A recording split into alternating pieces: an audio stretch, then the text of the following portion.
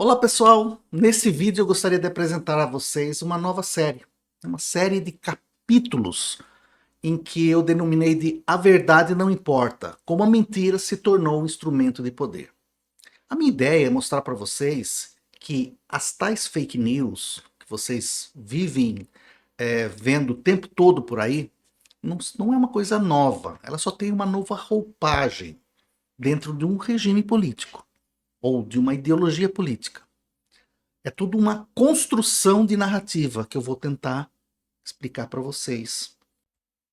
Essa série de vídeos foram inspiradas no nosso dia a dia, onde sentimos cada vez mais que a verdade perdeu espaço para versões distorcidas dos fatos.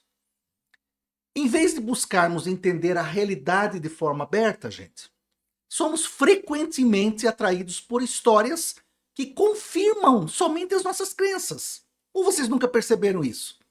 Então, se você tem alguma coisa, você recebe lá uma mensagem que fala de alguma coisa que minimamente confirma o que você pensa, confirma os seus medos, ou confirma seus conflitos, ou suas crenças, normalmente você vai querer confirmar que não, eu estou certo. E por isso eu preciso mandar para replicar aquilo para o maior número possível de pessoas.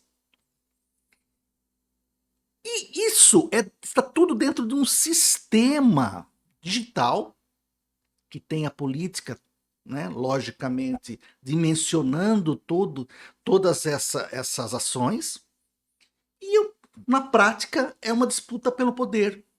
A mentira é usada não só para enganar, tá? Não é só para isso, mas para unir grupos, criar inimigos, porque as redes sociais precisam, né, dos inimigos para que haja maior engajamento, e quanto mais engajamento houver, porque afinal de contas você tem um inimigo, né, você cria os engajamentos dentro dos próprios grupos e assim, né, você vai ter muito mais o que conversar, o que disputar dentro das próprias redes.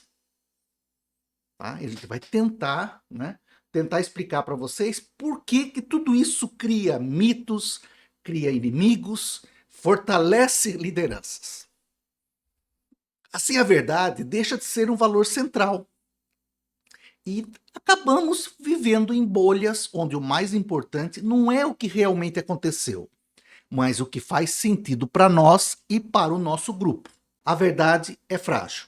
Ela pode ser destruída não só pelo desmentido, mas pela simples repetição o tempo todo de uma mentira, que a gente chama de pós-verdade. Quem nos avisou isso foi Hannah Arendt, décadas atrás. A sensação que eu tenho é que ela parecia estar escrevendo a sua timeline hoje de manhã. Ela resolveu, falou, olha, a verdade factual é sempre frágil, ela pode ser destruída pela simples repetição da mentira. Esta série de vídeos, ou playlist, ou capítulos, eu vou chamar de capítulos daqui para frente, conversará sobre a cartografia da crise que define o nosso tempo. Ou seja, a ascensão da mentira como um instrumento de poder. Essa é a lógica. Então a gente parte de uma, lógico, a gente já vai partir de uma hipótese bem cômoda, né?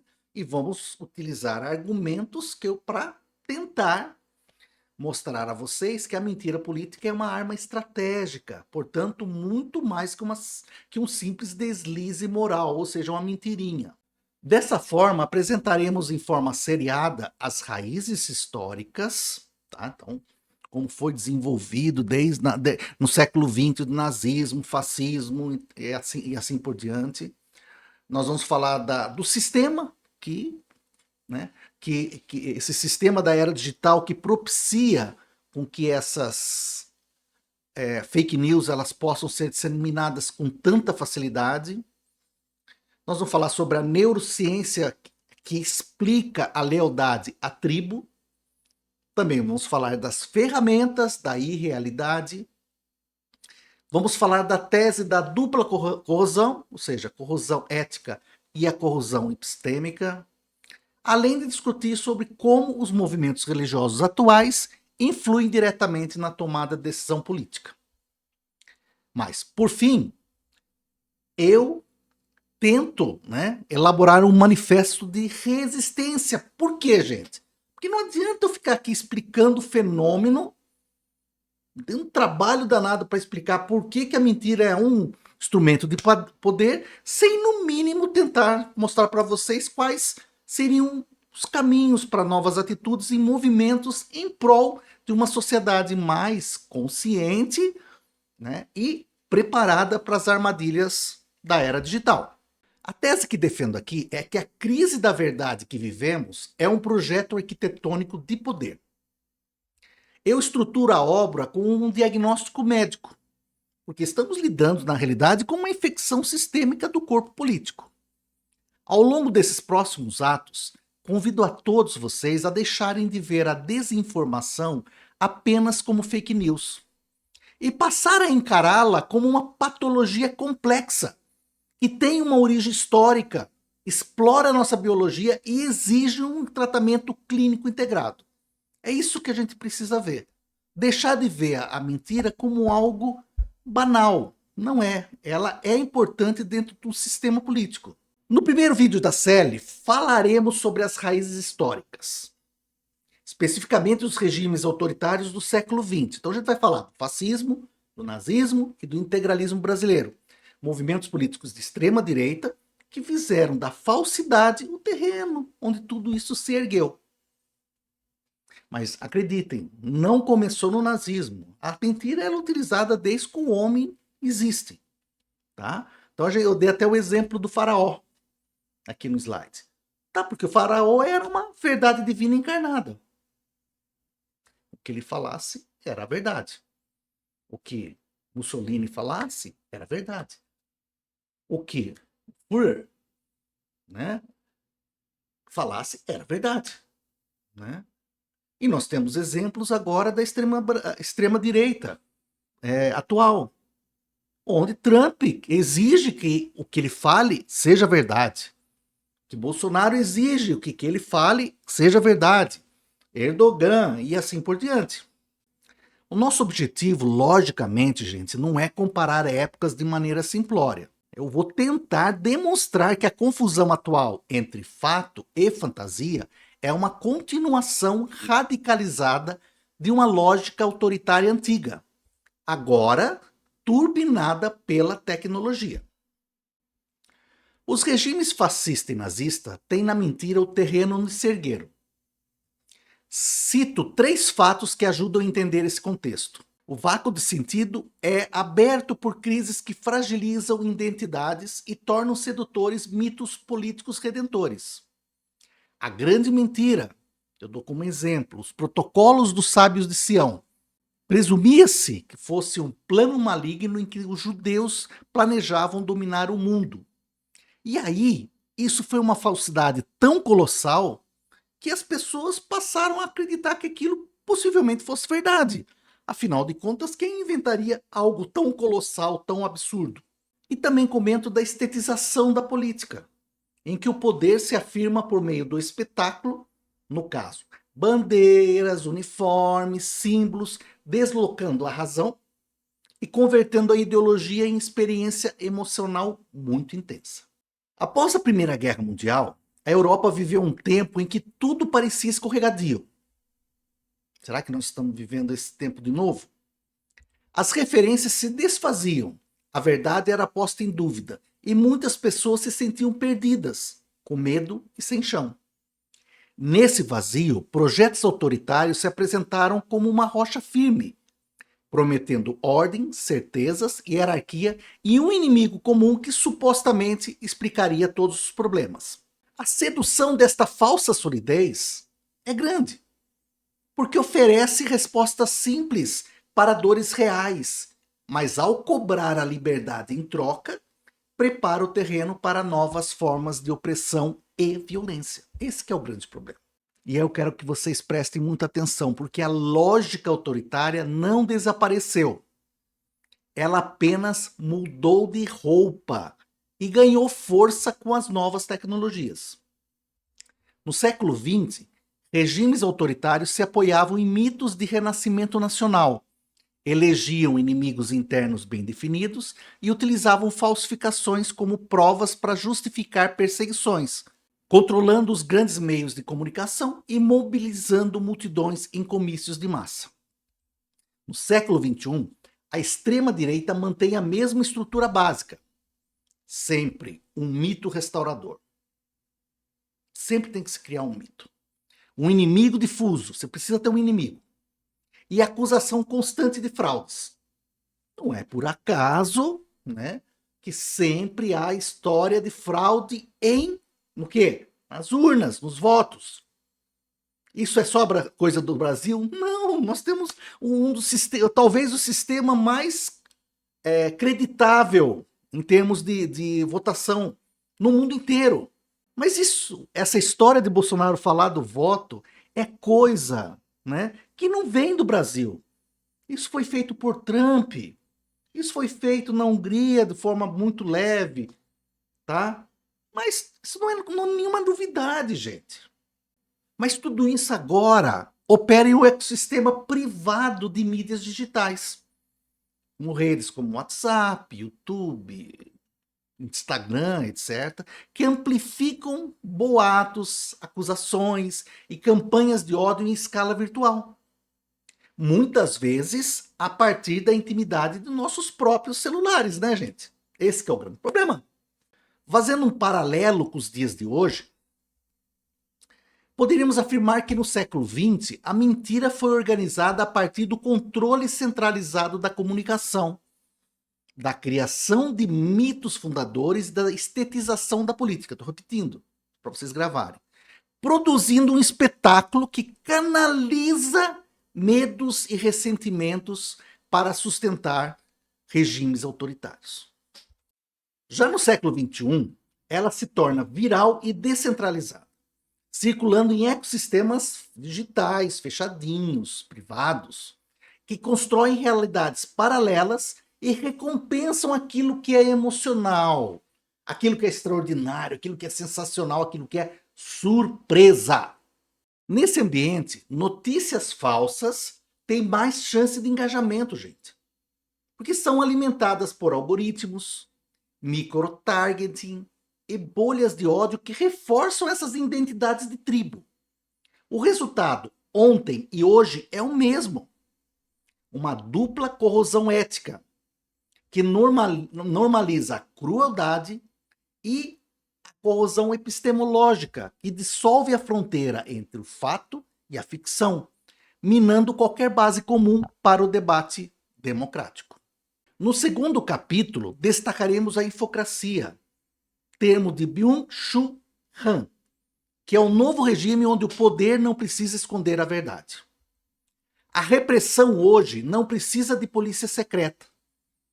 Ela acontece pelo excesso de informação e pela sedução do algoritmo. Gente, presta muita atenção. A verdade é chata e a mentira engaja, vicia e mobiliza. É muito triste ouvir isso, mas é a verdade científica. Desta forma, Han marca a passagem do regime disciplinar, teorizado por Michel Foucault, para o atual regime de informação. Enquanto o modelo antigo operava através da coerção visível e do confinamento dos corpos, simbolizado pelo panótipo, a nova infocracia exerce o poder de forma sutil e sedutora através do meio digital. Neste cenário, a dominação não é mais imposta externamente, mas aceita voluntariamente. O smartphone converte-se em um aparato de submissão, onde os indivíduos, ao invés de serem vigiados à força, expõem espontaneamente, né, seus dados em redes abertas, substituindo o debate racional, democrático, por uma lógica de vigilância algorítmica e manipulação comportamental. Mas por que nós caímos nessa, gente? Parece lógico, simples, fácil de entender, né? E a gente continua caindo nessa história. Bom, tem um filósofo chamado Zygmunt Bauman que tenta nos dar resposta, né? Ele fala do vácuo. Vivemos na modernidade líquida, onde nada é sólido. Empregos, relações, identidade, tudo escorre pelas mãos.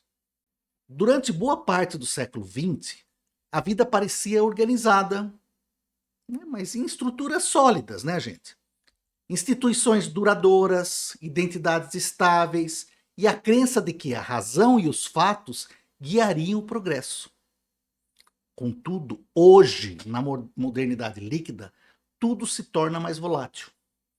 Ações, trabalhos e valores perdem consistência, enquanto o consumo e a imagem ganham centralidade. Nesse cenário, a desinformação corrói a verdade compartilhada. A gente tenta, né? A gente tenta conversar com as pessoas, mas o que acontece? A desinformação, ela é colocada com tanto volume, com tanta intensidade, que ela acaba deturpando o que talvez fosse uma coisa muito fácil de entender, né? Qualquer coisa. Se vocês pensarem, 8 de janeiro, as pessoas foram para frente do quartel. Você tinha general se encontrando com Bolsonaro. As pessoas foram fazer uma passeata pacífica e de repente todo mundo foi em direção à Praça dos Três Poderes e destruindo tudo pela frente. Aquilo não foi organizado? Aquilo não é simples de entender esse fato? Mas aí você cria um outro fato, uma outra narrativa. Qual é a narrativa? Que aquelas pessoas são heróis da resistência. E aí você só consegue isso, né? Criar uma narrativa tão absurda se você tiver um grupo engajado numa tribo que aceita esse tipo de coisa como verdadeira. E tudo isso só é possível num sistema como a infocracia. Quem controla dados e narrativas digitais exerce um novo tipo de dominação. Ao mesmo tempo, a vigilância digital se naturaliza. E muitas pessoas, em troca de conveniência e pertencimento, tribalismo, né, entregam voluntariamente seus dados, tornando-se parte de um sistema que observa, classifica e influencia comportamentos em silêncio. Todo esse sistema é otimizado pelo capitalismo de vigilância, que é um livro que foi escrito por Shoshana Zuboff, onde ela afirma que este modelo econômico ele transforma a experiência humana em dados para modificar o nosso comportamento. E qual é o resultado? A mentira vence no algoritmo. E vocês querem uma prova disso? Então eu puxei aqui um dado, eu poderia mostrar muitos para vocês, mas é um dado de um estudo do MIT em que mostra que uma mensagem falsa tem 70% mais probabilidade de se propagar do que uma afirmação correta. E por quê? Porque a verdade, como eu já disse para vocês, ela entedia e não engaja.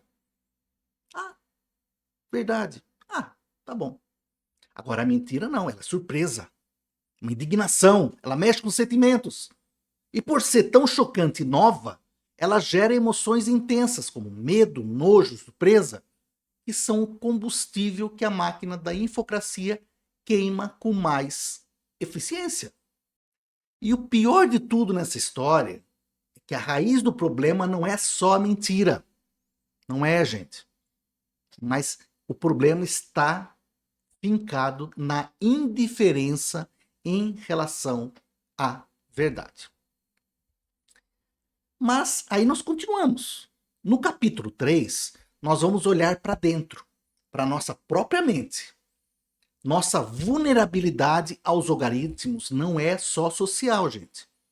Ele também tem a ver com o jeito como o nosso cérebro funciona. Daniel Kahneman, num livro chamado Rápido e Devagar, Duas Formas de Pensar, mostra que o cérebro evita o esforço do pensamento lento e analítico, que é o que ele chama de sistema 2, e prefere os atalhos rápidos e intuitivos, que ele chama de sistema 1. Quando escutamos a mesma mentira muitas e muitas vezes, esse modo rápido entra em ação, pela chamada heurística da fluência. Esse é o primeiro atalho do cérebro, heurística da fluência. Ou seja, aquilo que é repetido passa a soar familiar e por isso parece verdadeiro. Que a gente chama do quê? Ilusão da verdade. Mas o fator mais poderoso é a mente tribal. Evoluímos para favorecer a lealdade social à verdade factual. Contudo, gente, quando confrontamos a crença do nosso grupo, o cérebro prioriza a coerência emocional sobre a coerência lógica. Portanto, compartilhar uma fake news, embora inicialmente possa ser considerado apenas um pequeno erro, um deslize, é muito, muito mais que isso, gente. É um ritual de pertencimento. Questionar o líder soa como traição. O raciocínio motivado explica como o pensamento desejoso, como a gente falou lá, né, pode moldar a crença, especialmente em relação aos grupos aos quais estamos afiliados. A política vira um conflito entre diferentes matrizes morais. Pessoal, eu vou construindo ao longo desses vídeos, né, uma lógica para vocês entenderem como que essa mentira ela é instrumentalizada. Mas que para que vocês entendam, a gente tem que passar por várias áreas, como psicologia comportamental, psicologia social, a gente tem que trabalhar com neurociência, a gente vai ter que trabalhar com sociologia, antropologia, assim por diante. Então tem uma série de áreas que nos ajudam a ver melhor este fenômeno. E caminhando, a gente vai para o capítulo 4, onde eu trabalho com a seguinte lógica. A mentira organizada funciona como uma verdadeira tecnologia da irrealidade. Um projeto arquitetado para construir mundos paralelos de crença, nos quais fatos são substituídos por narrativas emocionais que servem ao poder. A partir da propaganda computacional, do microtargeting e de ecossistemas informacionais fechados, a extrema-direita atual fragmenta o espaço político, alimenta o ódio como vínculo político e deslegitima sistematicamente instituições, as eleições e a própria ideia de verdade compartilhada. Isso é um problema meio complicado. E aí, caminhando, capítulo 5, discutiremos o custo dessa arquitetura da irrealidade. Ou seja, nós vamos falar sobre a dupla corrosão. A corrosão ética, no qual a gente está falando da corrosão da moralidade pública, e a corrosão epistêmica, ou seja, a corrosão da própria realidade.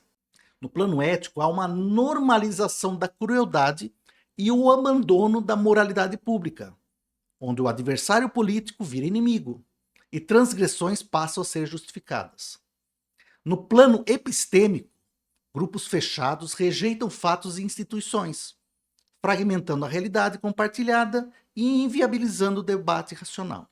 Este ambiente destrói o agonismo saudável, que seria normal o choque democrático entre adversários legítimos, e o substitui pelo antagonismo extremo. O que seria isso? Você transforma divergências em guerras existenciais. Se alguém gosta mesmo de política, dá uma olhadinha no YouTube, dá uma procurada em CPMI do INSS, né? Tente analisar minimamente, vocês não vão conseguir, mas tente analisar minimamente como que é feito esse debate, né? Como se constrói uma série de narrativas ali dentro. É impressionante. É só um exemplo de um pequeno setor, de uma pequena comissão. O que é feito, né? Como é construído todo esse sistema? Dá para vocês vão conseguir entender o que eu estou falando.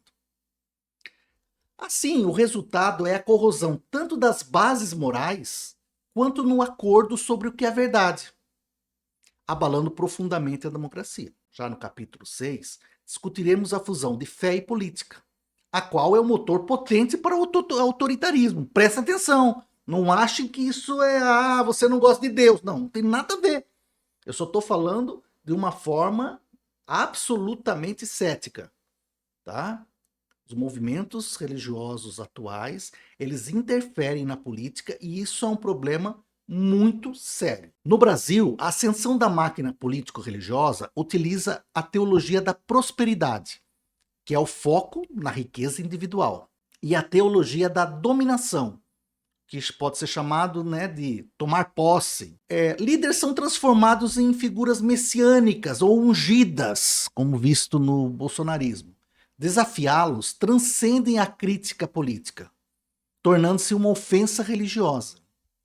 Essa estratégia instrumentaliza a compaixão e cria o paradoxo do vitimismo.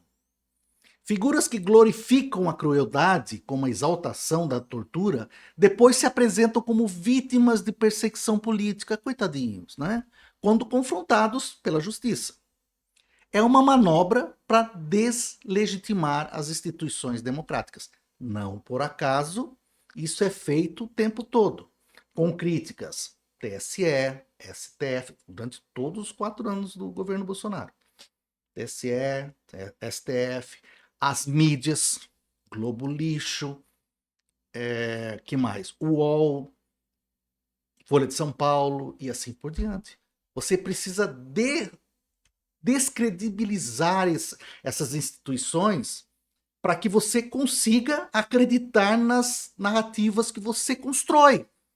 Porque se você acreditar nas instituições, é impossível você acreditar na grande maioria das narrativas que são construídas pela extrema-direita.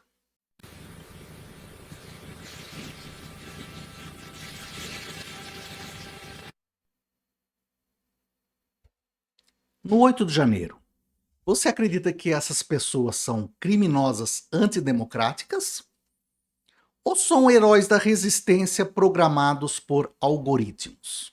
Então eu peço agora um minutinho de reflexão sobre esse 8 de janeiro de 2023. Diria, vidros quebrados, obras de artes rasgadas, relógio estourado, se for um absurdo, né?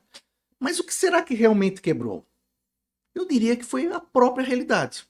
Milhares de pessoas invadiram o coração da democracia acreditando que eram heróis de uma resistência cívica. Eles não estavam mentindo para si mesmos, eles habitavam um mundo paralelo, porque é só num mundo paralelo que você consegue acreditar que você não está fazendo algo errado. E para entender como esse mundo foi construído, precisamos voltar no tempo, muito antes do WhatsApp, e descobrir que as fake news não são invenção da internet. Tá? Essas fake news elas apareceram muito tempo antes. Diante de tudo isso, eu diria que a infocracia ela corrói o espaço público ao trocar o debate racional por uma comunicação guiada por afetos, likes e indignação, em que o que importa sempre tem pouco a ver com a verdade dos fatos e muito mais com o impacto emocional das mensagens. Nesse ambiente, a economia da atenção recompensa conteúdos extremos de desinformação, que ganham força ao serem impulsionados por algoritmos e compartilhados em cadeia. Assim, o diálogo, baseado em argumentos, cede lugar, né? Ao quê? Conversa das bolhas. Todas as narrativas vão ser criadas lá dentro. Em que você vai, dentro da sua própria bolha, vai estar sempre tentando reforçar as suas próprias crenças.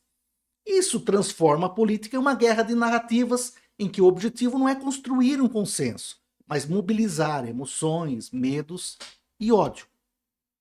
Então, diante da fragilidade da verdade, nosso último capítulo é uma tentativa de resposta. Então, diante de um mundo saturado, né, por mentiras organizadas, lembro que a saída não é o cinismo, mas uma resistência ativa, feita de pequenos gestos cotidianos de coragem cívica.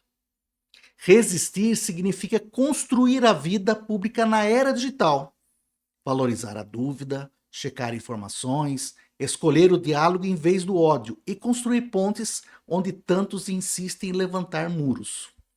É um trabalho de formiguinha, gente, né? Silencioso e coletivo, em que cada professor, cada pessoa, cada funcionário, cada trabalhador, cada liderança comunitária, cada pessoa comum, ao recusar compartilhar desinformação, ajuda a reafirmar que nenhuma máquina é mais forte que a persistência humana em buscar e sustentar a verdade. Esse é um caminho muito difícil.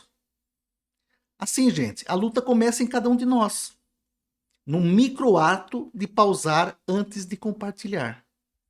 Precisamos cultivar a ética do raciocínio, a coragem de questionar nossos próprios dogmas e priorizar a verdade sobre a conveniência tribal. No plano coletivo, a resistência exige o fortalecimento de guardiões da verdade, como a imprensa e o TSE, com sua campanha Fato ou Boato, e a regulação das plataformas, como o PL 2630 de 2020, que é crucial defender a laicidade política e promover a justiça cognitiva, valorizando todos os saberes. A democracia morre quando adversários vigam inimigos. A resistência é a escolha diária de reconstruir um mundo que é comum a todos. Não há algoritmo que resista à teimosia da verdade, quando ela é escolhida, dia após dia, por milhões. Esta é só a apresentação desta série de vídeos curtos sobre A Verdade Não Importa, como a mentira se tornou instrumento de poder. Os demais vídeos estarão na playlist. Tá? Próximo capítulo vai falar sobre a anatomia da mentira organizada, o manual dos regimes autoritários do século XX. Tá? Que na realidade é a gênese da mentira. Né? Antes de falarmos sobre como tudo funciona, a gente tem que falar, né, de onde veio, como foi construída todo esse sistema. Né? Os demais vídeos estarão na playlist. Se gostaram, inscrevam-se no canal e ajudem a impulsionar as boas ideias com um like. Abraço a todos e obrigado.